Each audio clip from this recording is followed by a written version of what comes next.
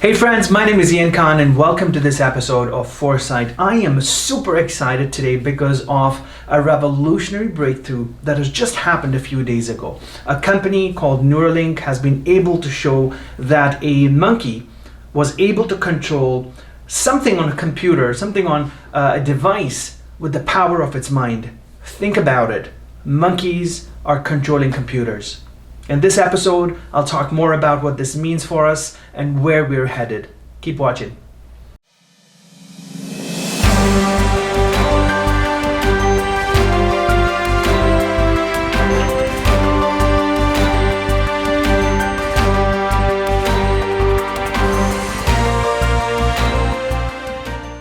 Hey friends, this revolutionary breakthrough that has happened is very exciting and I want to express my honest opinion about this and talk about some of the inhibitions I have and some of the challenges that I think we will face. So first of all, a company called Neuralink, which is owned by and headed by a very famous entrepreneur, Elon Musk, the founder of Tesla, the founder of SpaceX, and he's in the news all the time. I'm sure you know about him. He's also the founder of Neuralink. And the mission of Neuralink as a company is to research different ways that they can use technology connected to the human brain so that we can potentially augment our capacity into the future and do things by just thinking about it, by just using the power of our minds and not touching any objects. Now, let's dig a little bit deeper into this technology and what does it really mean. Now, first of all, at a technical level, Neuralink is saying that they're going to develop an electrode, a bunch of sensors connected to it, and implant it into our brain and literally cut a hole, put the sensors in there, and be able to read the signals from the brain and translate that into language that we can understand, or send signals to that sensor and then control what our brain does. Now think about it.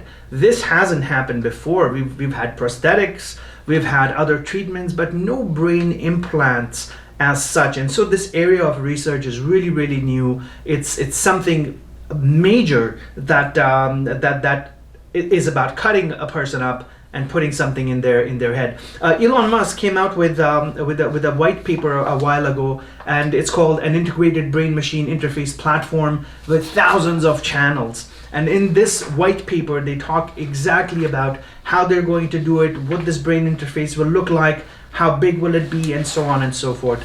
Now, over the last few years, they've done some good stuff.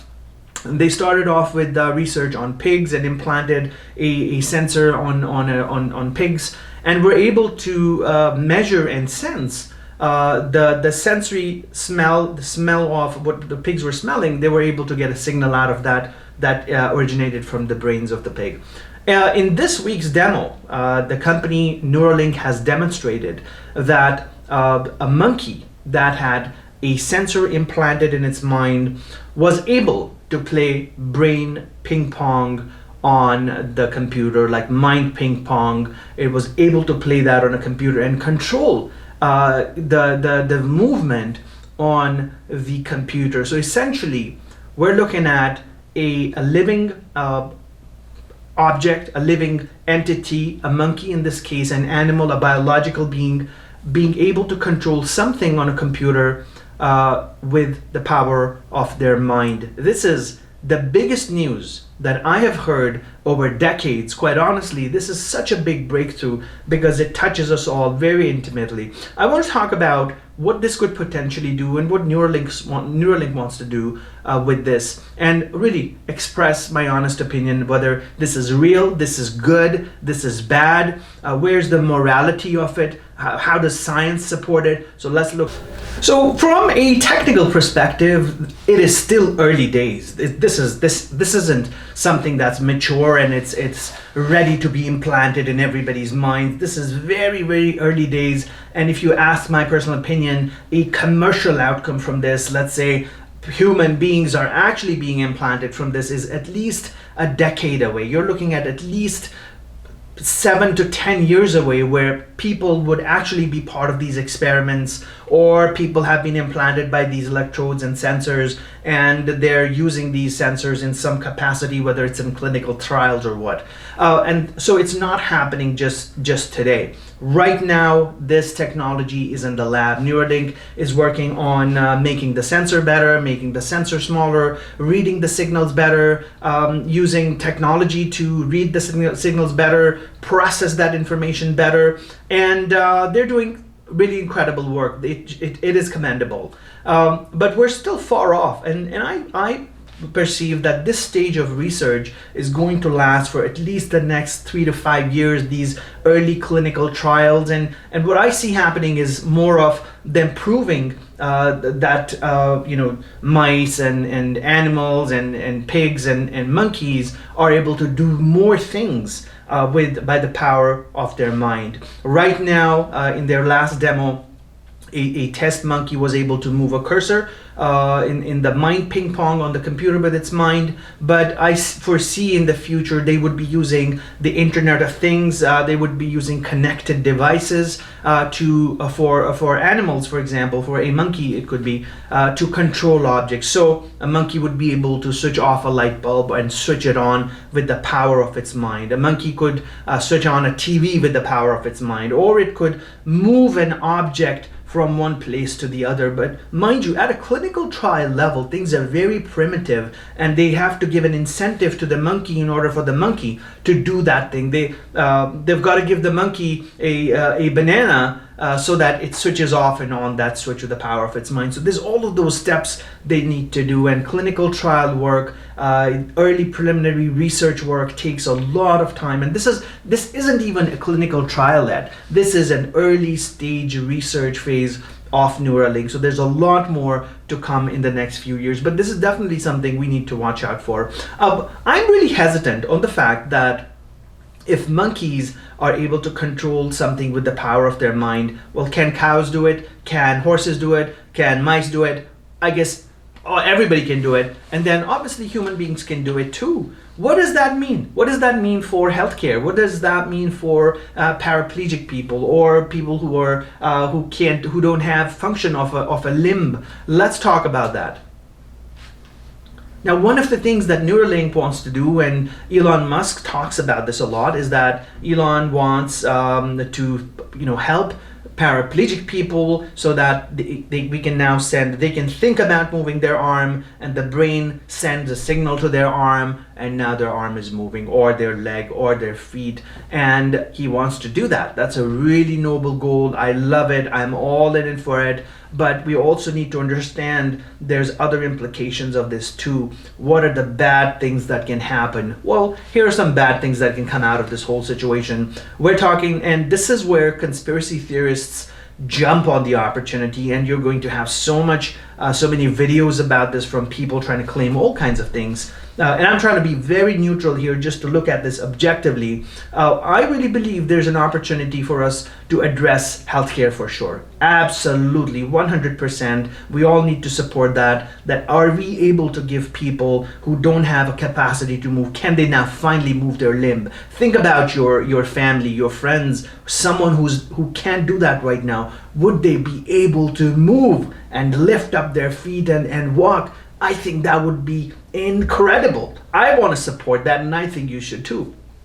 What about us doing stuff, moving things and moving objects? What about you could use your mind to control the movement of something, right? Imagine a car, or imagine a factory where you've got equipment that's connected to you. Would you potentially be able to move that equipment with the power of your mind? Would you be able to move a car with the power of your mind if it's embedded with the right technology? And can you literally sync up your brain with your car outside and get it to move, right? And here's the big question. Do you even need to be near that object? If it has Wi-Fi connectivity, if it has internet connectivity, can you just tap into a device and move it, right? Get me here. Can you remotely move objects if they're connected to you through this technology, through Neuralink and through other things? Now you might ask, Ian, how is that possible? Is that really real? Is that technology happening? Let me give you a little bit of background on that. Maybe it's shocking for you, but maybe it may come as a surprise. But here's what is happening right now. So going back to Elon Musk, he also has a company that right now currently is deploying satellites across the globe. They're deploying low orbit satellites, and the goal, and these are thousands and thousands of satellites, it's happening every single day. The goal of that company and that project is to enable internet connectivity across the globe. Across the globe, you'll be able to get high bandwidth internet connectivity no matter where you are in the world. Now think about it.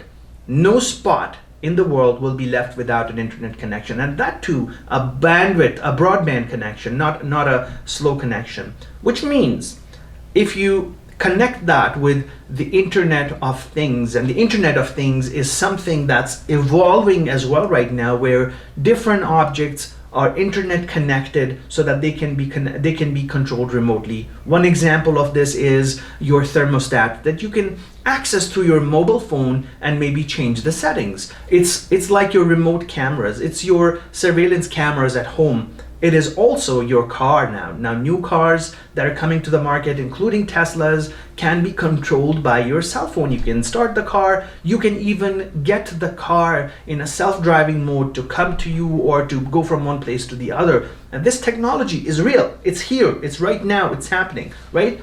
And so that technology already exists. The Internet of Things is also used in factories where you're able to remotely control a factory that's producing something, a process plant, a refinery, a petrochemical plant, and you can remotely control different aspects of that plant. So this is nothing new. Now, think about it. You're able to first of all, you've got internet connectivity across the world, high bandwidth, broadband. You're able to connect different objects, different things through the internet that you can control remotely. So the Internet of Things. Now we're talking about the human mind. We're talking about people having an implant in their mind and being connected to a device. And potentially this is happening soon through Neuralink.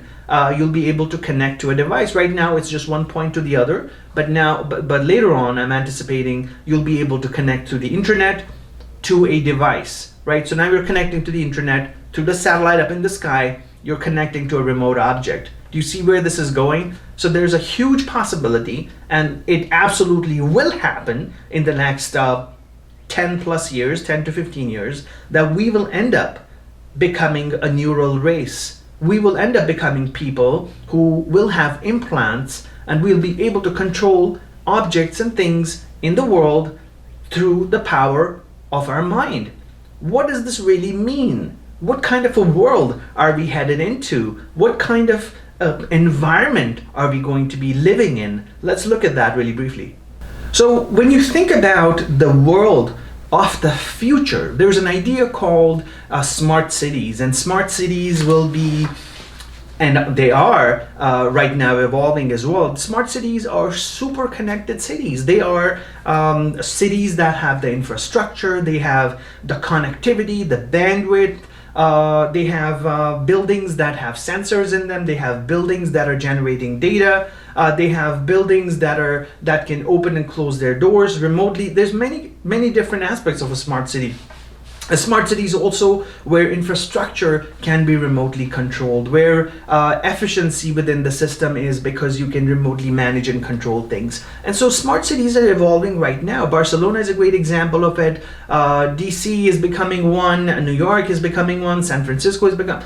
Every city, every major city in the world is going to undergo this retrofitting as being a smart city, and it's a slow process. It's not going to happen overnight, but we're heading towards that direction.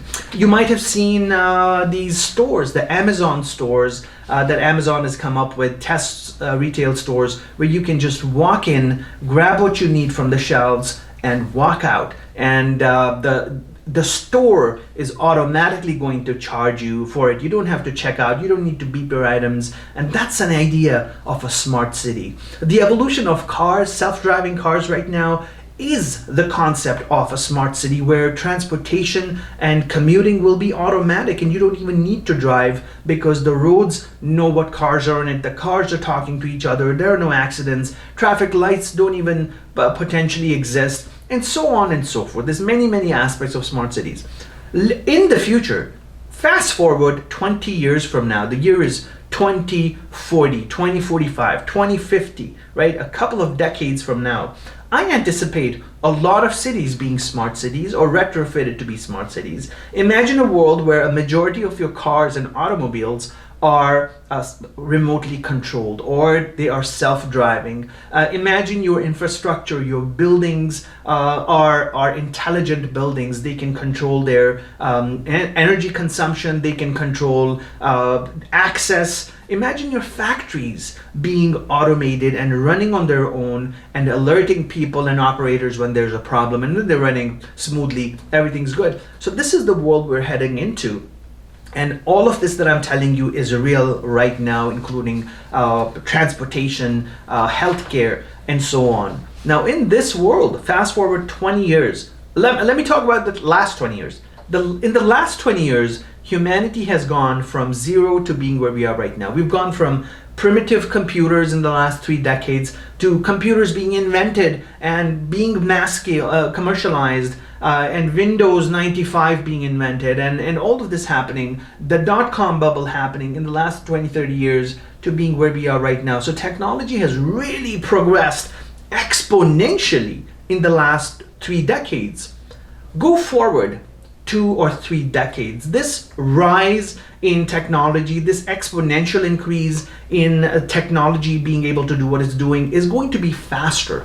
Alvin Toffler, a really famous futurist back in the day, has tons of amazing books written, and he says that technology feeds on itself, innovation feeds on itself to make this acceleration of results faster. And so that's what is happening right now. Technology is feeding on itself and becoming faster. We haven't even spoken about blockchain technology, artificial intelligence, because they are also evolving on the side, and every technology that's happening today is helping and complementing everything else that's happening. So artificial intelligence is complementing blockchain, is complementing analytics and big data.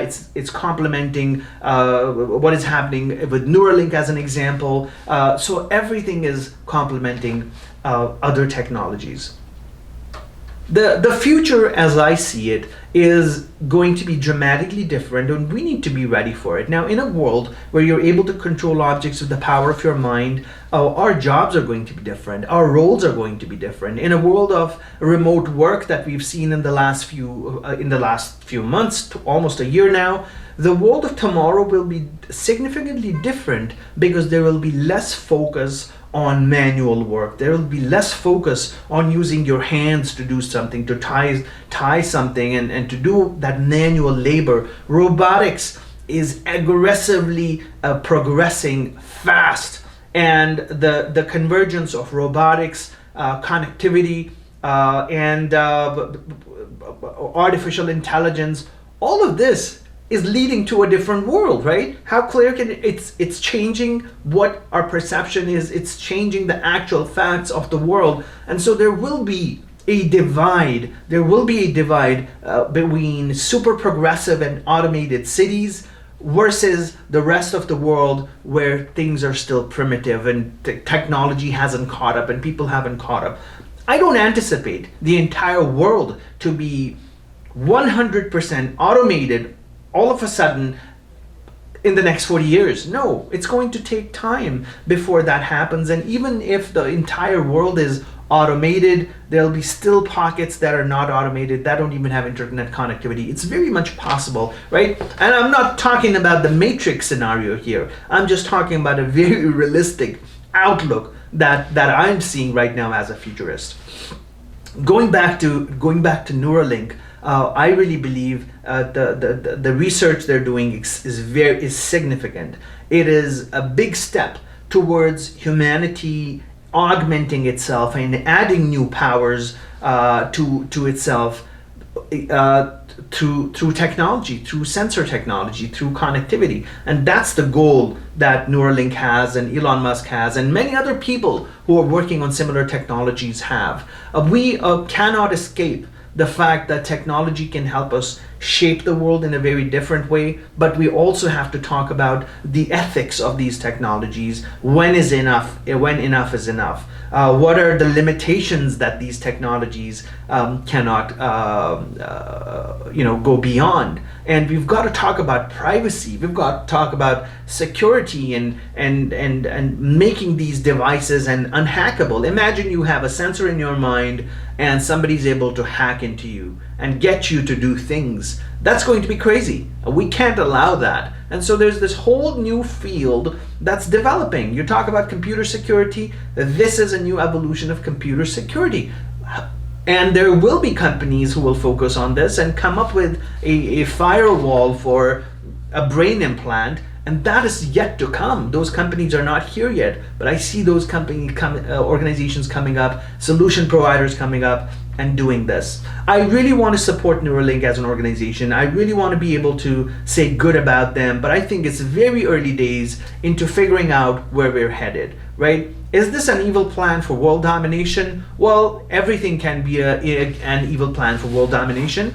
When computers came to the mainstream, people were hesitant to use them because they thought they are there to control people's minds. Conspiracy theorists will have a great time talking about this and debating this, but as technologists, as people who believe in the future and changing humanity and doing something different, we have to absolutely look at the real possibilities. As far as your jobs, your careers are concerned, and as far as the tasks we do every day to earn a living, they're also changing on a daily basis. I don't foresee Neuralink changing that in the next 2 years or 5 years or 20 years. But maybe in the next 2 or 3 decades, the work that your kids are doing or our grandkids are doing is going to be significantly different than what we do today in order to earn a living. Just similar to what our forefathers 500 years ago did to earn a living and to feed the bellies of their family. We are doing things differently. Our children will do things differently in the future, and that's just the way the world is, right? Change is the only constant. Change is the only constant that's always been there. And so we've got to keep that in mind in order to understand where we're headed. I really hope you guys enjoyed this video. Please like this video, subscribe to my channel, click the bell icon, and get a notification the next time one of my episodes comes up. And I have videos coming out every single week. Please subscribe to this channel and share it with your friends. I really appreciate it. I hope you have a great time. Stay connected with the future by watching more of these videos and learning more about what can change the world and make it better. Take care, and I hope to see you soon.